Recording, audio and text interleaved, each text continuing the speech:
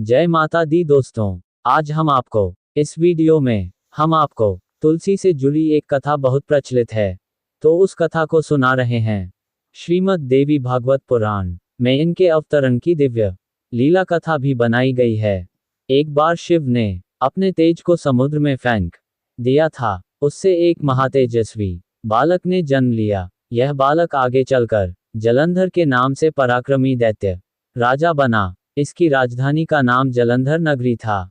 दैत्यराज कालनेमी की कन्या वृंदा का विवाह जलंधर से हुआ। जलंधर महाराक्षस था। अपनी सत्ता के मद में चूर उसने माता लक्ष्मी को पाने की कामना से युद्ध किया, परंतु समुद्र से ही उत्पन्न होने के कारण माता लक्ष्मी ने उसे अपने भाई के रूप में स्वीकार किया। वहां से पराजित होकर वह देवी पार्वती को पाने की लालसा से कैलाश पर्वत पर गया। भगवान देवाधिदेव शिव का ही रूप धरकर माता पार्वती के समीप गया, परंतु मां ने अपने योगबल से उसे तुरंत पहचान लिया तथा वहां से अंतर्ध्यान हो गईं। देवी पार्वती ने क्रोध होकर सारा वृतांत भगवान विष्णु को सुनाया। जलंधर की पत्नी वृंदा अत्यंत पतिव्रता स्त्री थी। उसी के पतिव्रत धर्म की शक्ति से जलंधर न तो मारा जाता था और न ही पराजित होता था। इसीलिए जलंधर का नाश करने के लिए वृंदा के पतिव्रत धर्म को भंग करना बहुत जरूरी था।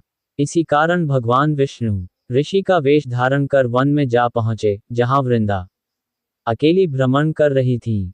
भगवान के साथ दो मायावी राक्षस भी थे, जिन्हें देखकर वृंदा भयभीत हो गईं। ऋषि ने वृंदा के सामने पल में दोनों को भस्म कर दिया। उनकी शक्ति देखकर वृंदा ने कैलाश पर्वत पर महादेव के साथ युद्ध कर रहे अपने पति जलंधर के बारे में पूछा। ऋषि ने अपने माया जाल से दो वानर प्रकट किए। एक वानर के हाथ में जलंधर का सिर था तथा दूसरे के हाथ में धड़। अपने पति की यह दशा देखकर वृंदा मूर्छित हो कर गिर पड़ी। होश में आने पर उन्होंने ऋषि रूपी भगवान से विनती की कि वह उसके पति को जीवित करें। भगवान ने अपनी माया से पुनः जलंधर का सिर धड़ से जोड़ दिया, परंतु स्वयं भी वह उसी शरीर में प्रवेश कर गए। वृंदा को इस छल का जरा आभास न हुआ। जलंधर बने भगवान के साथ वृंदा पतिव्रता का व्यवहार करने लगी, जिससे उसका सतीत्व भंग हो गया। ऐसा होते ही वृंदा का पति जलंधर युद्ध में हार गया। इस सारी लीला का जब वृंदा को पता चला तो उसने क्रुद्ध होकर भगवान विष्णु को शिला होने का श्राप दे दिया तथा स्वयं सती हो गईं। जहां वृंदा भस्म हुई, वहां तुलसी का पौधा उगा। भगवान विष्णु ने वृंदा से कहा, हे वृंदा, तुम अपने सतीत्व के कारण मुझे लक्ष्मी से भी अधिक प्रिय हो गई हो।